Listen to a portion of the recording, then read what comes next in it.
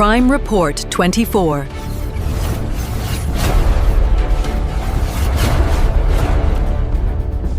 আসসালামু আলাইকুম, আমি Sanjida Akter. Prime report 24 news চ্যানেলে আপনাকে স্বাগত। শুরুতেই জানাবো আজকের গুরুত্বপূর্ণ আপডেট সংবাদগুলোর শিরোনাম। বিশ্ববাজারে কমল স্বর্ণের দাম। ইরানের সঙ্গে যুক্তরাষ্ট্রের আলোচনা ব্যর্থ হওয়ার পর স্বর্ণের দামে বড় পতন দেখা গেছে। বিশ্ববাজারে সোমবার মূল্যবান ধাতুটির দাম প্রায় এক সপ্তাহের মধ্যে সর্বনিম্নে পৌঁছেছে, খবর রয়টার্সের। নিজের নামে মেক্সিকো উপসাগরের নাম রাখতে চেয়েছিলেন ট্রাম্প। মেক্সিকো উপসাগরের নাম গালফ অফ ট্রাম্প রাখার কথা ভেবেছিলেন মার্কিন প্রেসিডেন্ট ডোনাল্ড ট্রাম্প। ট্রাম্পের ডেডলাইন শেষ হলে যে 5 বিপজ্জনক পদক্ষেপ নিতে পারে ইরান।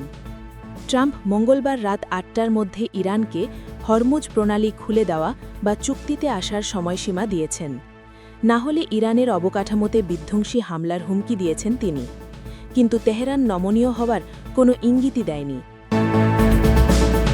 ইসরায়েলের বিরুদ্ধে পদক্ষেপ নেওয়ার হুঁশিয়ারি এরদোগানের। তুরস্কের প্রেসিডেন্ট রিসেপ তাইয়েব এরদোগান বলেছেন, লেবানন বা ইরানের ওপর যে কোনো হামলাকে তুরস্কের ওপর হামলা হিসেবে বিবেচনা করা হবে।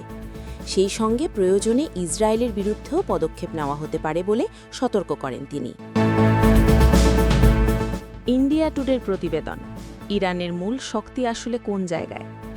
2 সপ্তাহের ভঙ্গুর যুদ্ধবিরতি, বৈশ্বিক বাজারে অস্থিরতা এবং হরমুজ প্রণালীতে তেলবাহী জাহাজ আটকে থাকার মতো পরিস্থিতি মিলিয়ে ইরান যুক্তরাষ্ট্র সংঘাত নতুন এক কৌশলগত বাস্তবতার দিকে এগোচ্ছে বলে বিশ্লেষকরা মনে করছেন। বর্তমান তেলের দাম দেখে আনন্দ করুন। পাকিস্তানে শান্তি আলোচনায় নেতৃত্ব দেওয়া ইরানি স্পিকার মোহাম্মদ বাগের গালিবাফ বলেছেন, বর্তমান তেলের দাম দেখে আনন্দ করুন। এক্সে দেওয়া এক পোস্টে যুক্তরাষ্ট্রের সিদ্ধান্তকে উপহাস করে তিনি এসব কথা লিখেছেন। ইরানের পররাষ্ট্রমন্ত্রী আব্বাস আরাকচি বলেছেন, পাকিস্তানে শান্তি আলোচনার সময় দুই পক্ষই চুক্তির একদম কাছাকাছি ছিল, কিন্তু তেহরানকে যুক্তরাষ্ট্রের সর্বোচ্চ চাপ, বারবার লক্ষ্য পরিবর্তন এবং অবরোধের সম্মুখীন হতে হয়েছে। এই ছিল আজকের গুরুত্বপূর্ণ আলোচিত সংবাদের শিরোনামগুলো। এখন বিস্তারিত সংবাদে আসছি, তবে তার আগে অনুরোধ রইল ভিডিওতে একটি লাইক দিয়ে চ্যানেলটি সাবস্ক্রাইব করুন এবং কমেন্টে জানিয়ে দিন আপনি কোন জায়গা বা কোন দেশ থেকে আমাদের সংবাদগুলো দেখছেন। বিশ্ববাজারে কমল স্বর্ণের দাম। ইরানের সঙ্গে যুক্তরাষ্ট্রের আলোচনা ব্যর্থ হওয়ার পর স্বর্ণের দামে বড় পতন দেখা গেছে। বিশ্ববাজারে সোমবার মূল্যবান ধাতুটির দাম প্রায় এক সপ্তাহের মধ্যে সর্বনিম্নে পৌঁছেছে, খবর রয়টার্সের। বিশ্লেষকদের ধারণা, শক্তিশালী ডলারের চাপে এ পতন ঘটেছে। তেলের দাম বেড়ে যাওয়ায় মুদ্রাস্ফীতি নিয়ে উদ্বেগ বেড়েছে। একই সঙ্গে চলতি বছরে সুদের হার কমানোর সম্ভাবনাও কমে গেছে, তাই স্বর্ণসহ মূল্যবান ধাতুগুলোর দাম বাড়ছে। রয়টার্সের প্রতিবেদনে বলা হয়েছে, সোমবার 13 এপ্রিল দুপুর 12:20 পর্যন্ত স্পট গোল্ডের দাম 0.4% কমে গিয়েছিল। এতে প্রতি আউন্স $4,726.64 দাঁড়ায়। এর আগে দিনের শুরুতে এটি 7 এপ্রিলের পর সর্বনিম্ন $4,643 নেমেছিল। জুন ডেলিভারির জন্য যুক্তরাষ্ট্রের গোল্ড ফিউচার 0.8% কমে $4,748.70 দাঁড়ায়। প্রতিবেদনে বলা হয়েছে, ডলার সূচক 0.3% শক্তিশালী হয়েছে এবং তেলের দাম আবারও ব্যারেল প্রতি $100 ওপরে উঠেছে।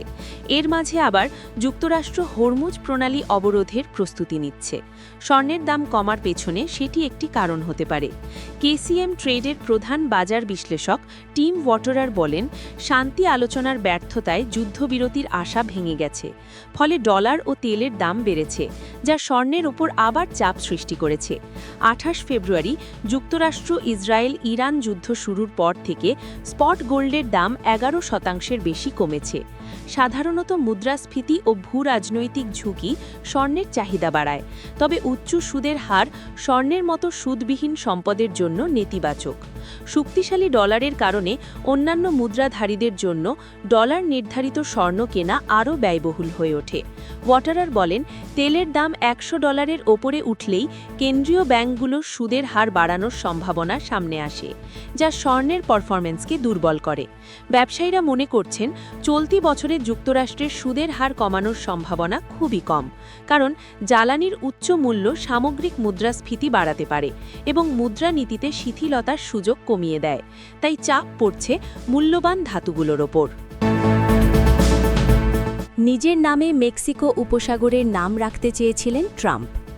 মেক্সিকো উপসাগরের নাম গালফ অফ ট্রাম্প রাখার কথা ভেবেছিলেন মার্কিন প্রেসিডেন্ট ডোনাল্ড ট্রাম্প, তবে শেষ পর্যন্ত সেই পরিকল্পনা থেকে সরে আসেন।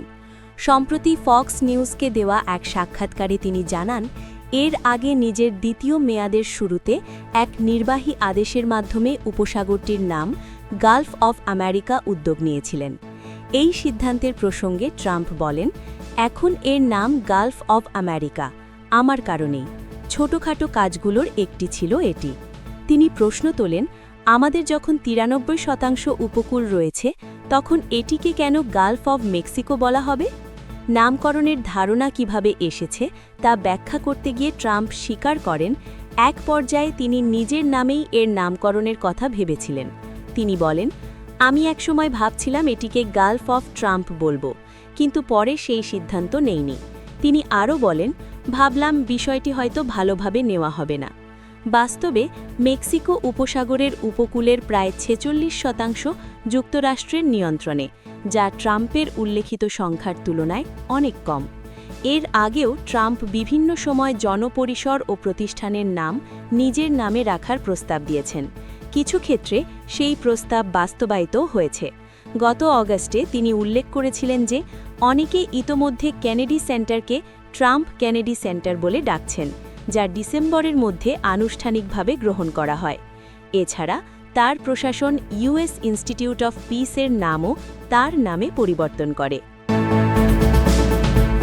ট্রাম্পের ডেডলাইন শেষ হলে যে 5 বিপজ্জনক পদক্ষেপ নিতে পারে ইরান। ট্রাম্প মঙ্গলবার রাত 8টার মধ্যে ইরানকে হরমুজ প্রণালী খুলে দেওয়া বা চুক্তিতে আসার সময়সীমা দিয়েছেন। না হলে ইরানের অবকাঠামোতে বিধ্বংসী হামলার হুমকি দিয়েছেন তিনি। কিন্তু তেহরান নমনীয় হওয়ার কোনো ইঙ্গিতই দেয়নি। বিশেষজ্ঞরা বলছেন, সময়সীমা পেরিয়ে গেলে ইরান কোনো সাধারণ প্রতিরক্ষামূলক পদক্ষেপ নেবে না, যেমনটা আগেও তারা করেননি। তেহরানের কৌশল হল লেয়ার্ড এসিমেট্রি বা যুদ্ধের মূল্য এতটাই বাড়িয়ে দেওয়া যাতে বৈশ্বিক অর্থনীতি নিজেই ক্ষতিগ্রস্ত হয়। হরমুজ অবরোধ করলে ইরান এই 5টি বিপজ্জনক পদক্ষেপ নিতে পারে। 1. বিশ্বকে আরও বড় অর্থনৈতিক ধাক্কা দেওয়া। ইরানের সবচেয়ে বড় অস্ত্র হল তার ভৌগোলিক অবস্থান। হরমুজ প্রণালীতে স্মার্ট মাইন ও জিপিএস জ্যামিং দিয়ে ইরান পুরো রুটটিকে কিল জোন বানিয়ে বিপজ্জনক করে রেখেছে, যার ফলে ইতোমধ্যে তেলের দামে বড় প্রভাব পড়েছে। এখানে একটি ট্যাঙ্কারও ডুবলে তেলের দাম ব্যারেল প্রতি $200 ছাড়িয়ে যেতে পারে। এর বাইরে পারস্য উপসাগর ও লোহিত সাগরের তলদেশে থাকা ফাইবার অপটিক কেবল ইরানের নিশানায় আছে। সেসব কেটে দেওয়ার সম্ভাবনাও উড়িয়ে দেওয়া যায় না একেবারেই। এগুলো কাটা হলে এশিয়া ও ইউরোপের মধ্যে ইন্টারনেট, ব্যাংকিং ও তথ্য আদান প্রদান ভেঙে পড়বে, যাকে ডিজিটাল আর্মাগেডন হিসেবেও দেখা হচ্ছে এখন। 2. তেলের আঞ্চলিক অবকাঠামো ধ্বংস। ইরানের নীতি হল, আমরা তেল না বেচতে পারলে কেউ বেচতে পারবে না। সংযুক্ত আরব আমিরাত, সৌদি আরব ও কাতারের পানি পরিশোধন কেন্দ্রগুলো ইরানের ক্ষেপণাস্ত্রের সহজ লক্ষ্য। এগুলো আঘাত পেলে বড় উপসাগরীয় শহরগুলোতে 48 ঘণ্টার মধ্যে পানি সংকট দেখা দেবে। 3. সাইবার যুদ্ধ। ইরানের হান্দালা গ্রুপের মতো দলগুলো ইতোমধ্যে সক্রিয়। এরা মার্কিন বিদ্যুৎ গ্রিড, পানি সরবরাহ ও স্বাস্থ্য ব্যবস্থায় হামলা করতে পারে। জাহাজের জিপিএস সংকেত পাল্টে দিয়ে সংঘর্ষ ঘটানোর সক্ষমতাও তাদের আছে। 4. অ্যাক্সেস অফ রেজিস্ট্যান্সের ব্যবহার। ইরান তার আঞ্চলিক মিত্রদেরও মাঠে নামাতে পারে। ইরাক ও সিরিয়া থেকে মার্কিন ঘাঁটিতে রকেট ও ড্রোন হামলা, ইয়েমেনের হুথিদের মাধ্যমে লোহিত সাগর বন্ধ এবং লেবাননের হিজবুল্লার মাধ্যমে ইসরায়েলের উত্তরে হামলা একসাথে হতে পারে। 5. যুক্তরাষ্ট্রের কূটনৈতিক সাম্রাজ্যে ফাটল ধরানো। চীন, রাশিয়া, পাকিস্তানের জাহাজগুলোকে সেফ প্যাসেজ দিতে পারে ইরান, যা যুক্তরাষ্ট্রের নেতৃত্বে আন্তর্জাতিক জোটে ফাটল ধরতে পারে এবং যুক্তরাষ্ট্রের দেওয়া নিষেধাজ্ঞার বিপরীতে অবস্থান নিতে এই দেশগুলোকে উদ্বুদ্ধ করতে পারে। ইরানের মূল লক্ষ্য যুক্তরাষ্ট্রকে সামরিকভাবে হারানো নয়। লক্ষ্য হল মার্কিন জয়কে এতটাই ব্যয়বহুল করে তোলা যাতে পুরো বৈশ্বিক অর্থনীতি ক্ষতিগ্রস্ত হয়, যার ফলে এই ডেডলাইন হলে বৈশ্বিক বিপর্যয়ের শঙ্কাও করছেন বিশেষজ্ঞরা। ইসরায়েলের বিরুদ্ধে পদক্ষেপ নেওয়ার হুঁশিয়ারি এরদোগানের। তুরস্কের প্রেসিডেন্ট রিসেপ তাইয়েব এরদোগান বলেছেন, লেবানন বা ইরানের ওপর যে কোনো হামলাকে তুরস্কের ওপর হামলা হিসেবে বিবেচনা করা হবে। সেই সঙ্গে প্রয়োজনে ইসরায়েলের বিরুদ্ধেও পদক্ষেপ নেওয়া হতে পারে বলে সতর্ক করেন তিনি। মধ্যপ্রাচ্যের পরিস্থিতি ও চলমান উত্তেজনা নিয়ে কথা বলতে গিয়ে এরদোগান বলেন, মধ্যপ্রাচ্যে যুদ্ধের মতো পরিস্থিতি ক্রমেই ভয়াবহ হয়ে উঠছে, যা খুবই উদ্বেগজনক। তিনি সতর্ক করে বলেন, ইসরায়েলকে আগুন নিয়ে খেলা বন্ধ করতে হবে, নইলে কঠিন মূল্য দিতে হবে। পাশাপাশি তিনি শান্তির পথে বাধা না দেওয়ার আহ্বান জানান। তিনি আবারও জোর দিয়ে বলেন, লেবানন বা ইরানে কোনো হামলা হলে সেটিকে তুরস্কের ওপর হামলা হিসেবে দেখা হবে। এরদোগান বলেন, আঞ্চলিক শান্তি নষ্ট করার জন্য ইসরায়েলকে এর মূল্য দিতে হবে। আলোচনা ব্যর্থ হলে ইসরায়েলের বিরুদ্ধে পদক্ষেপ নেওয়া বাধ্যতামূলক হয়ে উঠবে। তিনি আরও বলেন, যেমন তুরস্ক কারাবাখ ও লিবিয়ায় হস্তক্ষেপ করেছে, প্রয়োজনে ইসরায়েলের ক্ষেত্রেও তেমন পদক্ষেপ নিতে পারে। তিনি উল্লেখ করেন, পাকিস্তান যদি মধ্যস্থতায় যুক্ত না থাকত তাহলে এমন পদক্ষেপ ইতোমধ্যেই নেওয়া হতো। এরদোগান অভিযোগ করে বলেন, ইসরায়েলের প্রধানমন্ত্রী বেনিয়ামিন নেতানিয়াহু রক্ত ও ঘৃণায় অন্ধ হয়ে গেছেন এবং তার বিরুদ্ধে যুদ্ধাপরাধের মামলা করা হবে। তিনি আরও বলেন, যুদ্ধবিরতির সময়ও ইসরায়েল লেবাননের শত শত নিরস্ত্র ও নিরীহ মানুষের প্রাণ কেড়ে নিয়েছে। ইন্ডিয়া টুডের প্রতিবেদন, ইরানের মূল শক্তি আসলে কোন জায়গায়? 2 সপ্তাহের ভঙ্গুর যুদ্ধবিরতি, বৈশ্বিক বাজারে অস্থিরতা এবং হরমুজ প্রণালীতে তেলবাহী জাহাজ আটকে থাকার মতো পরিস্থিতি মিলিয়ে ইরান যুক্তরাষ্ট্র সংঘাত নতুন এক কৌশলগত বাস্তবতার দিকে এগোচ্ছে বলে বিশ্লেষকরা মনে করছেন। এই পরিস্থিতিতে অনেক পর্যবেক্ষকের মতে ইরানের শক্তি এখন আর শুধু সামরিক সক্ষমতা বা পারমাণবিক কর্মসূচির মধ্যে সীমাবদ্ধ নেই, বরং বৈশ্বিক জ্বালানি সরবরাহ ব্যবস্থার ওপর প্রভাব বিস্তারই তাদের সবচেয়ে বড় কৌশলগত হাতিয়ার হয়ে উঠছে। সাম্প্রতিক উত্তেজনা ও যুদ্ধবিরতির প্রেক্ষাপটে স্পষ্ট হয়েছে যে হরমুজ প্রণালী এবং বাব আল মানদেবের মতো গুরুত্বপূর্ণ সমুদ্রপথ নিয়ন্ত্রণ বা প্রভাবিত করার সক্ষমতার মাধ্যমে তেহরান বৈশ্বিক অর্থনীতিতে বড় ধরনের চাপ সৃষ্টি করতে পারে। বিশ্লেষকদের মতে এই কৌশলগত ভৌগোলিক অবস্থান ইরানকে এমন এক অবস্থানে নিয়ে গেছে যা অনেক ক্ষেত্রে পারমাণবিক শক্তির সমতুল্য বা তার থেকেও বেশি প্রভাব ফেলতে সক্ষম। প্রতিবেদন অনুযায়ী যুক্তরাষ্ট্র ও ইরানের মধ্যে বর্তমানে একটি অস্থায়ী যুদ্ধবিরতি কার্যকর রয়েছে। 8 এপ্রিল পাকিস্তানের মধ্যস্থতায় এই 2 সপ্তাহের ভঙ্গুর বিরতির ঘোষণা আসে। ঠিক তার আগেই যুক্তরাষ্ট্রের প্রেসিডেন্ট ডোনাল্ড ট্রাম্প কঠোর সতর্কবার্তা দেন, যেখানে তিনি ইঙ্গিত করেছিলেন যে পরিস্থিতি এমন পর্যায়ে পৌঁছতে পারে যেখানে বড় ধরনের ধ্বংসযজ্ঞ ঘটতে পারে। তবে শেষ পর্যন্ত নির্ধারিত সময়সীমা পার হওয়ার পরও বড় ধরনের সংঘাত না ঘটায় এবং মধ্যস্থতার মাধ্যমে পরিস্থিতি সাময়িকভাবে থেমে যায়।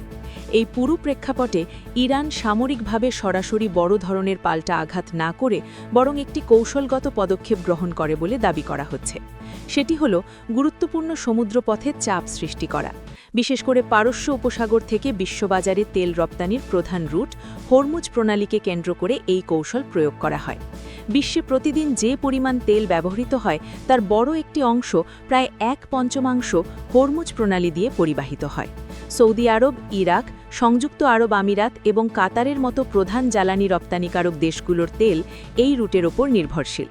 প্রতিবেদনে উল্লেখ করা হয়েছে যে সামরিক উত্তেজনার সময় এই পথ বাধাগ্রস্ত হওয়ার কারণে আন্তর্জাতিক বাজারে তেলের দাম দ্রুত বৃদ্ধি পায়। কিছু ক্ষেত্রে ব্যারেল প্রতি দাম অত্যন্ত উচ্চ পর্যায়ে পৌঁছে যায় এবং যুক্তরাষ্ট্রসহ বিভিন্ন দেশে জ্বালানির খরচ উল্লেখযোগ্যভাবে বেড়ে যায়। এর ফলে বৈশ্বিক বাজারে বড় ধরনের চাপ সৃষ্টি হয় এবং বহু দেশকে তাদের কৌশলগত তেল মজুদ ব্যবহার করতে হয়। বিশ্লেষকদের মতে এই পরিস্থিতি প্রমাণ করে যে সামরিক শক্তি প্রয়োগ ছাড়াও একটি দেশের ভৌগোলিক অবস্থান এবং গুরুত্বপূর্ণ বাণিজ্য পথে প্রভাব বিস্তার বিশ্ব অর্থনীতিকে গভীরভাবে নাড়িয়ে দিতে পারে। ইসরায়েলের সাবেক এক উপদেষ্টার মন্তব্য অনুযায়ী সংঘাত চলাকালে ঘোষিত লক্ষ্যগুলোর কোনোটি পুরোপুরি অর্জিত হয়নি, যেমন সরকার পরিবর্তন, পারমাণবিক কর্মসূচি বন্ধ করা বা ক্ষেপণাস্ত্র সক্ষমতা কমানো। তার মতে সামরিক দিক থেকে কিছু সাফল্য থাকলেও কৌশলগত দিক থেকে এটি কাঙ্ক্ষিত ফল আনতে ব্যর্থ হয়েছে। যুদ্ধবিরতির শর্তাবলী বিশ্লেষণ করেও দেখা যাচ্ছে যে ইরান তুলনামূলকভাবে কৌশলগত সুবিধাজনক অবস্থানে রয়েছে। যুক্তরাষ্ট্র সামরিক উত্তেজনা কমাতে সম্মত হয়েছে, অন্যদিকে ইরান গুরুত্বপূর্ণ জলপথে তার প্রভাব বজায় রেখেছে বলে দাবি করা হচ্ছে। বিভিন্ন আন্তর্জাতিক সূত্র অনুযায়ী এই রুটে চলাচলকারী জাহাজ থেকে ফি বা টোল আদায়ের মতো ব্যবস্থার মাধ্যমে ইরান ও তার মিত্ররা আর্থিকভাবে লাভবান হতে পারে, যা তাদের সামরিক ও রাজনৈতিক সক্ষমতা পুনর্গঠনে সহায়ক হতে পারে। হরমুজ প্রণালীর পাশাপাশি আরেকটি গুরুত্বপূর্ণ সমুদ্রপথ হল বাব আল মানদেব, যা ইয়েমেন ও জিবুতির মাঝখানে অবস্থিত এবং সুয়েজ খালের দক্ষিণ প্রবেশদ্বার হিসেবে কাজ করে। বৈশ্বিক বাণিজ্যের একটি বড় অংশ এই রুট দিয়ে পরিচালিত হয়। এই পথ বাধাগ্রস্ত হলে এশিয়া ও ইউরোপের মধ্যে সমুদ্রপথে বাণিজ্য মারাত্মকভাবে ব্যাহত হতে পারে। প্রতিবেদন অনুযায়ী এই অঞ্চলে চলমান সংঘাতের কারণে বড় শিপিং কোম্পানিগুলো ইতোমধ্যেই তাদের রুট পরিবর্তন বা সাময়িকভাবে চলাচল স্থগিত করেছে। বর্তমান তেলের দাম দেখে আনন্দ করুন। পাকিস্তানে শান্তি আলোচনায় নেতৃত্ব দেওয়া ইরানি স্পিকার মোহাম্মদ বাগের গালিবাফ বলেছেন, বর্তমান তেলের দাম দেখে আনন্দ করুন। এক্সে দেওয়া এক পোস্টে যুক্তরাষ্ট্রের সিদ্ধান্তকে উপহাস করে তিনি এসব কথা লিখেছেন। ইরানের পররাষ্ট্রমন্ত্রী আব্বাস আরাকচি বলেছেন, পাকিস্তানে শান্তি আলোচনার সময় দুই পক্ষই চুক্তির একদম কাছাকাছি ছিল, কিন্তু তেহরানকে যুক্তরাষ্ট্রের সর্বোচ্চ চাপ, বারবার লক্ষ্য পরিবর্তন এবং অবরোধের সম্মুখীন হতে হয়েছে। এই তথাকথিত অবরোধের কারণে শিগগির আপনারা $4 বা $5 গ্যাস পাওয়ার দিনগুলোর কথা ভেবে নস্টালজিক হয়ে পড়বেন বলেও জানান গালিবাফ।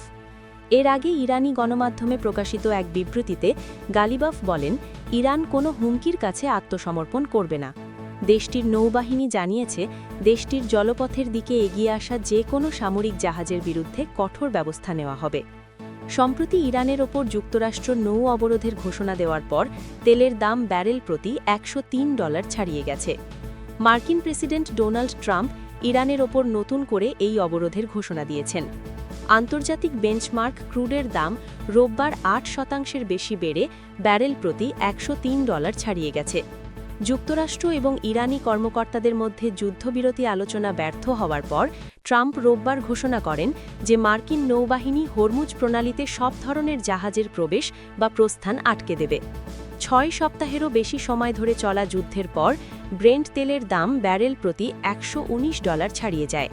তবে যুক্তরাষ্ট্র ও ইরান 2 সপ্তাহের যুদ্ধবিরতি ঘোষণা করলে গত সপ্তাহে তা $92 নিচে নেমে আসে। সূত্র আনাদোলু।